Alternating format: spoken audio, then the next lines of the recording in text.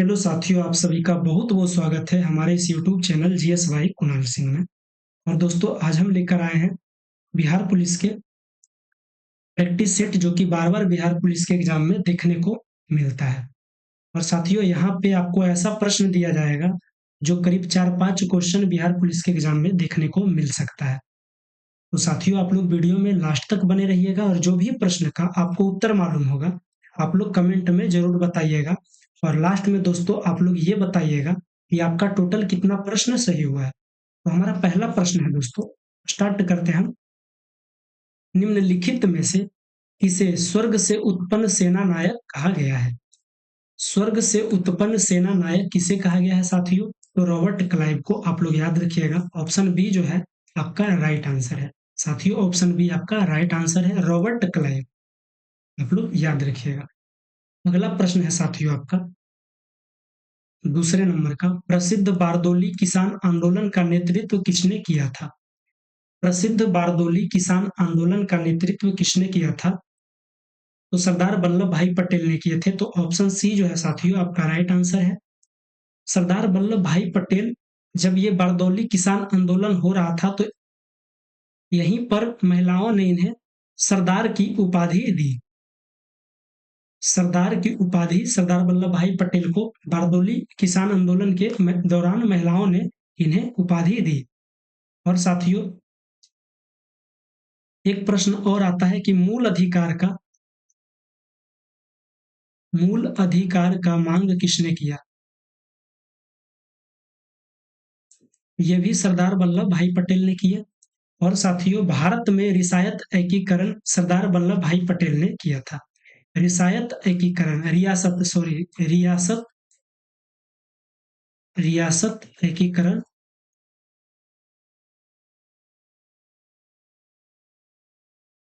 किसने किया था? तो यह भी सरदार वल्लभ भाई पटेल ने किए थे। अगला जो है, और लाला लाजपत राय, इन्हें पंजाब केसरी कहा गया है। लाला लाजपत राय को पंजाब केसरी कहा गया है साथियों, आप लोग याद रखिएगा। और इन्होंने लाला लाजपत राय ने 1928 में साइमन कमीशन का विद्रोह किए थे। और इसी के दौरान सैंडर्स ने इनकी हत्या कर दी थी।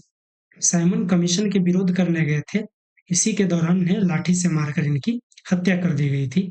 अगला जो प्रश्न है साथियों आपका तीसरे नंबर का, 19वीं शताब्दी के दौरान होने वाला वहाबी आंदोलन का मुख्य केंद्र कहाँ था? ये पटना में था साथियों। ऑप्शन बी आपका राइट आंसर है, याद रखिएगा। अगला प्रश्न है आपका, रामकृष्ण मिशन की स्थापना 1897 ईस्वी में हुई। आप लोग ये भी प्रश्न याद रखिएगा। रामकृष्ण मिशन की स्थापना कब हुई? 1897 ईस्वी में। किसने की थी? तो साथियों, ये विवेकानंद ने किए थे। किसने किए थे? ऑप्शन ए विवेकानंद ने रामकृष्ण मिशन की स्थापना की थी। कब? तो 1897 ईस्वी में। आप लोग याद रखिएगा। अगला प्रश्न है साथियों आपका, 1857 के संग्राम को प्रथम स्वतंत्रता संग्राम का नाम किसने दिया था? 1857 के संग्राम को प्रथम स्वतंत्रता संग्राम का नाम किसने दिया? आप लोग ध्यान दीजिएगा दोस्तों। और अगर आपको मालूम है, सही जवाब मालूम है, तो आप लोग कमेंट में जरूर बताइएगा। इसका राइट आंसर क्या है साथियों? बीडी सावरकर। बीडी सावरकर, आप लोग याद रखिएगा। ऑप्शन सी आपका राइट आंसर है। अगला प्रश्न है साथियों आपका छठे नंबर का, भारतीय राष्ट्रीय कांग्रेस के सूरत अधिवेशन 1907 के अध्यक्ष कौन थे? भारतीय राष्ट्रीय कांग्रेस के सूरत अधिवेशन 1907 के अध्यक्ष कौन थे? तो रास बिहारी घोष थे। ऑप्शन ए जो है आपका राइट आंसर है, आरबी घोष। आप लोग याद रखिएगा। अगला जो प्रश्न है साथियों आपका 7वें नंबर का, निम्न में से किस आंदोलन में महात्मा गांधी ने पहली बार भूख हड़ताल का प्रयोग हथियार के रूप में किया था? तो अहमदाबाद की हड़ताल। आप लोग याद रखिएगा, अहमदाबाद की हड़ताल, पहली बार भूख हड़ताल के प्रयोग इसमें किया गया था। तो ऑप्शन सी जो है साथियों आपका राइट आंसर है, अहमदाबाद की हड़ताल। अगला प्रश्न है आपका, निम्नलिखित घटनाएं किस कालानुक्रम में घटित हुई है? तो ये प्रश्न को थोड़ा ध्यान से देखिएगा दोस्तों। पहला हुआ था, सबसे पहले तो हुआ था चंपारण सत्याग्रह, कहाँ है? चौथा। तो जिसमें भी 4 दिख रहा है, सी में दिख रहा है, तो सीधा आप इसको आंसर कर दीजिए, चौथा। चंपारण सत्याग्रह सबसे पहले हुआ था। जलियांवाला बाग हत्याकांड 1919 में हुआ था। ये कब हुआ था? 1919 में। अगला प्रश्न है साथियों आपका, प्रसिद्ध 10 राजाओं का युद्ध किस नदी के तट पर लड़ा गया था? प्रसिद्ध 10 राजाओं के युद्ध किस नदी के तट पर लड़ा गया था? तो ये पुरुषनी हो जाएगा। ऑप्शन डी आपका राइट आंसर है साथियों। और पुरुषनी का जो भी आधुनिक नाम है, ये रावी है। रावी आप लोग याद रखिएगा, रावी नदी का नाम है पुरुषनी। और साथियों, इंडस का नाम क्या है? तो सिंधु। अस्किनी का नाम क्या है? चिनाब। और विस्ताता का नाम क्या है? झेलम। विशाखा का नाम क्या है? ब्यास।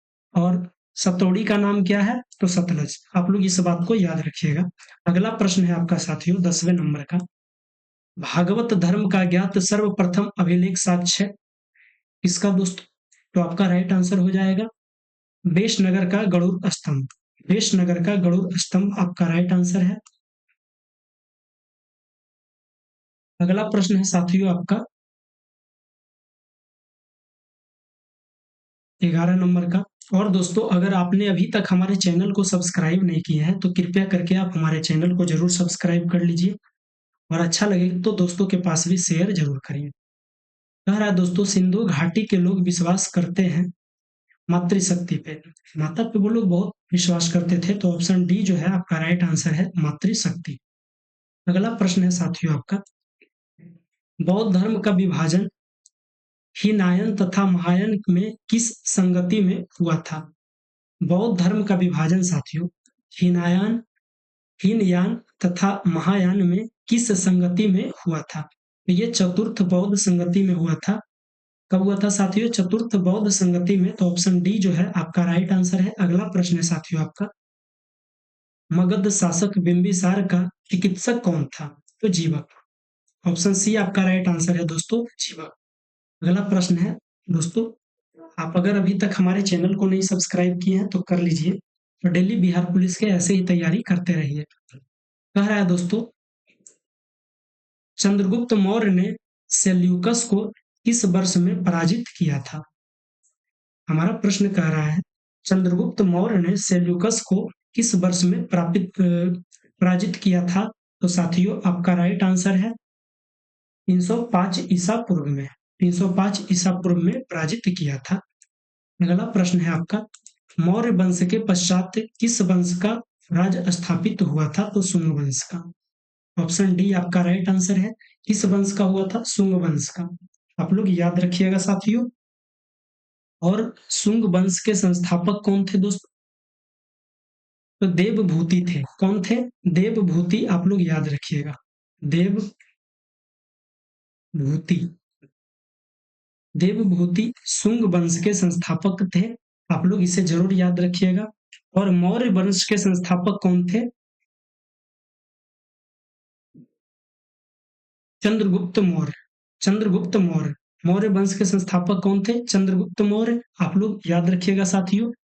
और सॉरी, शुंग वंश के संस्थापक थे पुष्पमित। कौन थे? पुष्पमित। पुष्पमित। और मौर्य वंश के कौन थे? चंद्रगुप्त मौर्य। आप लोग याद रखिएगा। अगला प्रश्न है साथियों आपका 16 नंबर का, निम्नलिखित में से कौन कनिष्क प्रथम के दरबार में नहीं गया था? कौन नहीं गया था साथियों? तो आपका राइट आंसर हो जाएगा 16 नंबर का ऑप्शन डी, विशाख दत्त। विशाख दत्त जो है ये कनिष्क प्रथम के दरबार में नहीं गया था। अगला प्रश्न है साथियों आपका, भारत की पहली विस्टाडोम जंगल सफारी ट्रेन सेवा किस राज्य में शुरू की गई थी? भारत की पहली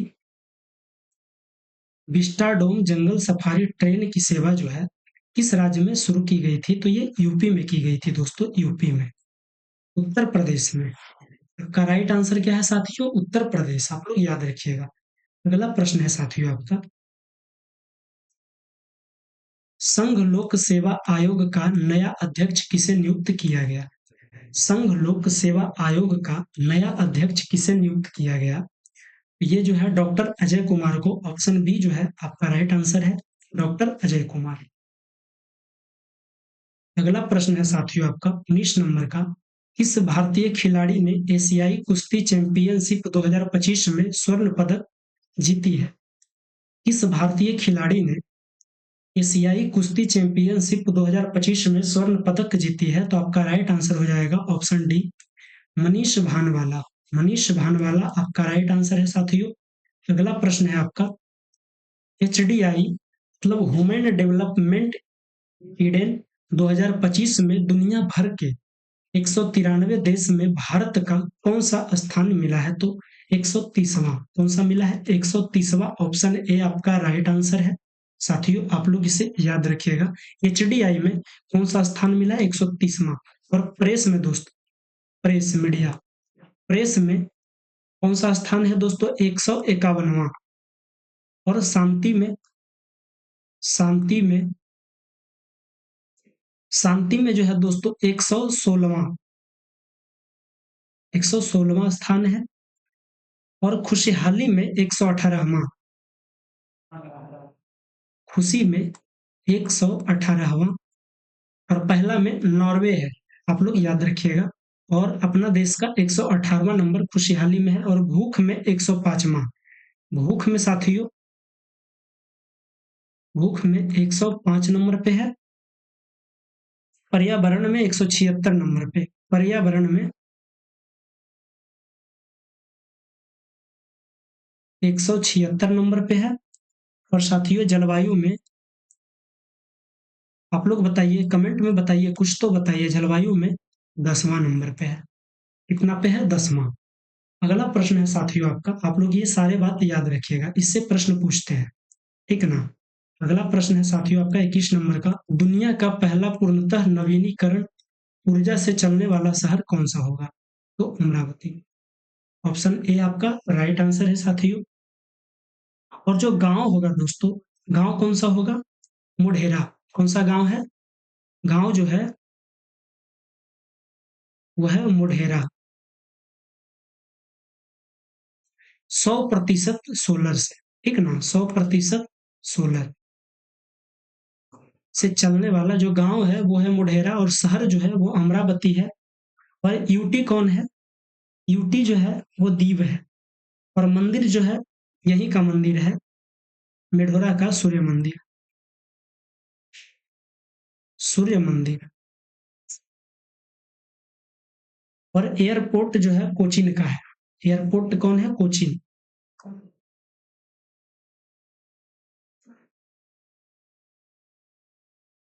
एयरपोर्ट जो है वो कोचीन। तो दोस्तों आप लोग ये सब बातें याद रखिएगा।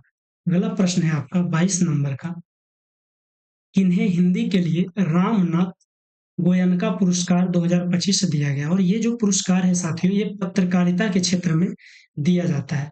ये हाल ही में जो पुरस्कार दिया गया है, ये किन्हें दिया गया है? तो मृदुलिका झा को। इसे मृदुलिका झा को, ऑप्शन ए आपका राइट आंसर है। ये आज तक के न्यूज वाले हैं, आज तक है ना, एक आज तक एक न्यूज चैनल है, उसी से ये बिलोंग करते हैं। उन्हीं को रामनाथ गोयनका पुरस्कार 2025 दिया गया है। ये किस लिए दिया जाता है साथियों? ये पत्रकारिता के लिए, अरे भाई, पत्रकारिता के लिए ये पुरस्कार दिया जाता है, आप लोग याद रखिएगा। 23वें नंबर का है, प्रथम पंचवर्षीय योजना की प्राथमिकता क्या थी? तो कृषि और विकास, टिक करिएगा, कृषि और विकास आपका राइट आंसर है। अगला प्रश्न है साथियों आपका, निम्नलिखित में से भारत की राष्ट्रीय आय का सबसे मुख्य स्रोत कौन सा है? तो सेवा क्षेत्र। क्या है साथियों? सेवा क्षेत्र, ऑप्शन ए आपका राइट आंसर है। अगला प्रश्न है साथियों आपका, किस वर्ष में नाबार्ड कृषि एवं ग्रामीण विकास हेतु राष्ट्रीय बैंक की स्थापना हुई थी? तो आपका जो राइट आंसर है साथियों, 1982 में।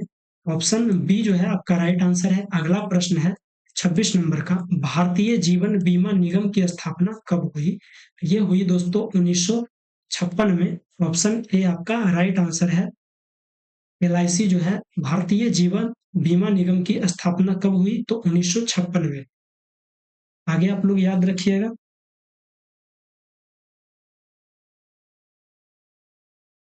फ्रेटरनिटी का अर्थ क्या होता है? तो इसका हिंदी होता है दोस्तों भाईचारे होते हैं। तो ऑप्शन ए आपका राइट आंसर हो जाएगा, भाईचारे की भावना। अगला प्रश्न है, सांझ और रात के बीच के समय को क्या कहा जाता है? तो गोधूली बेला कहा जाता है। ऑप्शन सी आपका राइट आंसर है। अगला प्रश्न है, निम्नलिखित वाक्यों में से शुद्ध वाक्य क्या है? ऑप्शन ए कह रहा है, वह सायंकाल के समय घूमने जाता है। वह सायंकाल के समय घूमने जाता है।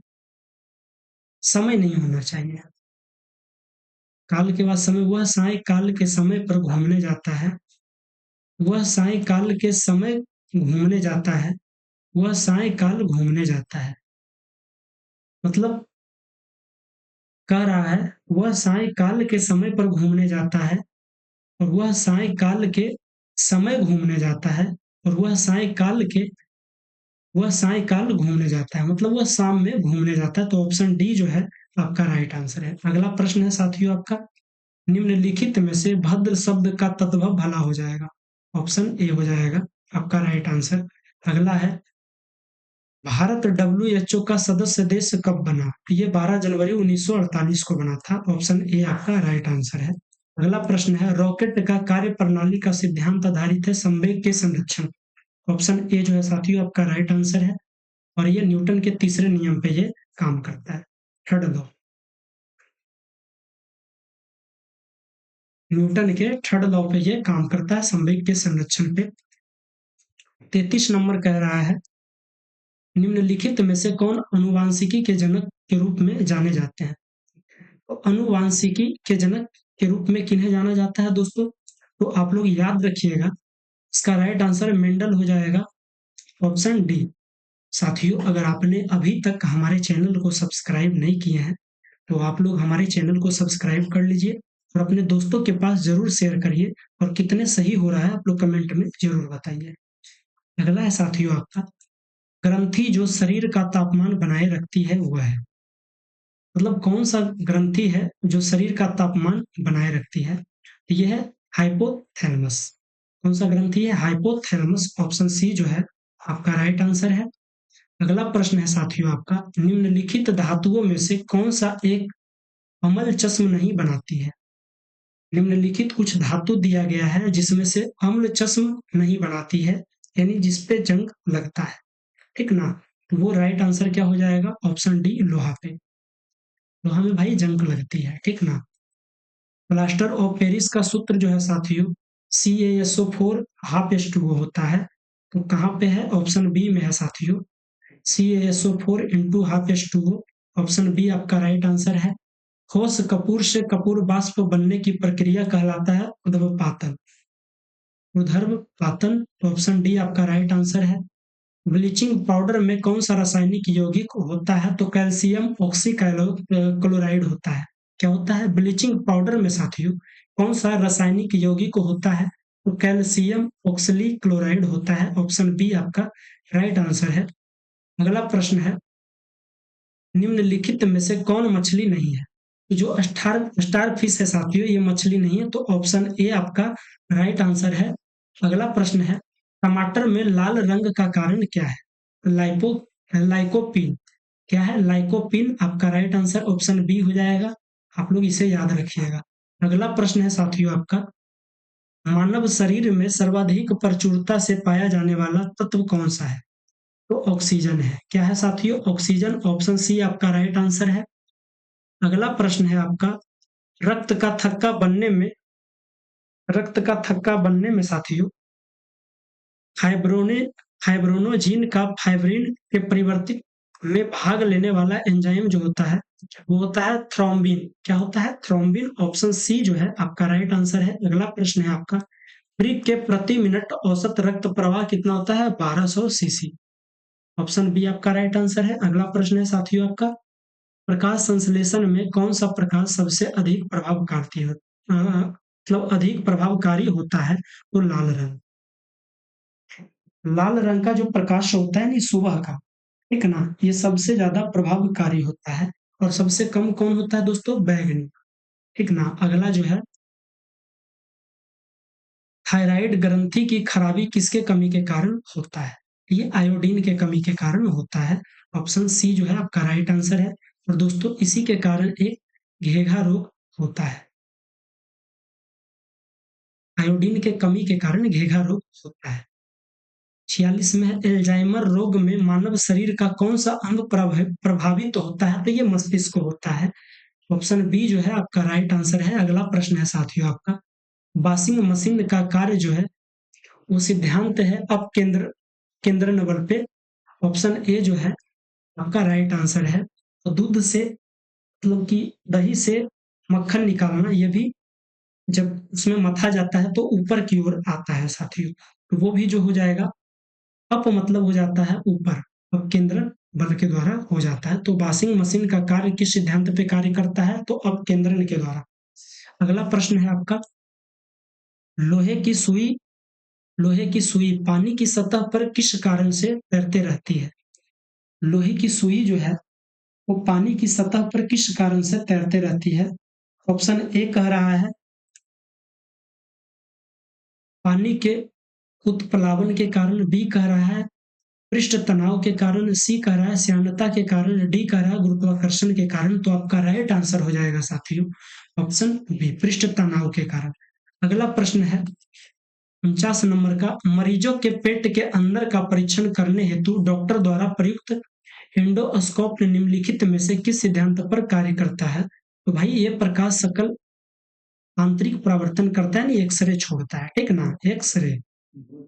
आपका राइट आंसर हो जाएगा ऑप्शन डी, ठीक ना। प्रकाश का संकलन आंतरिक परावर्तन पे कार्य करता है। तो आपका ऑप्शन डी राइट आंसर है। 50 नंबर का अंतिम जो आपका प्रश्न है साथियों, जब बर्फ पिघलती है तो द्रव क्या होता है? इसका जो है द्रव्य का आयतन क्या होता है? जब बर्फ पिघलती है तो इसका आयतन जो है वो घट जाता है साथियों।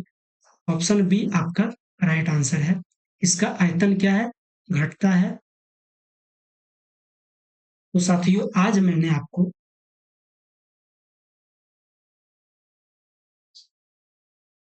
जो है दोस्तों मैंने आपको टोटल 50 क्वेश्चन करवाए। और इसमें साथियों आपने कितने प्रश्न सही किए हैं आप लोग कमेंट करके जरूर बताइए। और दोस्तों अगर अभी तक आपने हमारे चैनल को सब्सक्राइब नहीं किए हैं तो कृपया करके सब्सक्राइब कर लीजिए। और इसी तरह से बिहार पुलिस में पढ़ने के लिए, इसी तरह का प्रैक्टिस सेट मारने के लिए आप लोग हमारे चैनल से ज्वाइन कर सकते हैं। और दोस्तों डेली आप 50 क्वेश्चन सोल्व कर सकते हैं। और मैंने कितना सेट करवाया हूँ, पहले करंट भी करवाता था। अगर आपका फिर से कमेंट आएगा भाई कि करंट करवाएं तो हम करंट भी आपको जरूर करवाएंगे। और दोस्तों आप लोग जल्दी जल्दी बताइए आपका कितना सही हुआ है। और ज्यादा मैं क्या ही बोलूं दोस्तों, अब आगे के क्लास में आप लोग से मिलते हैं। तो जय हिंद जय भारत।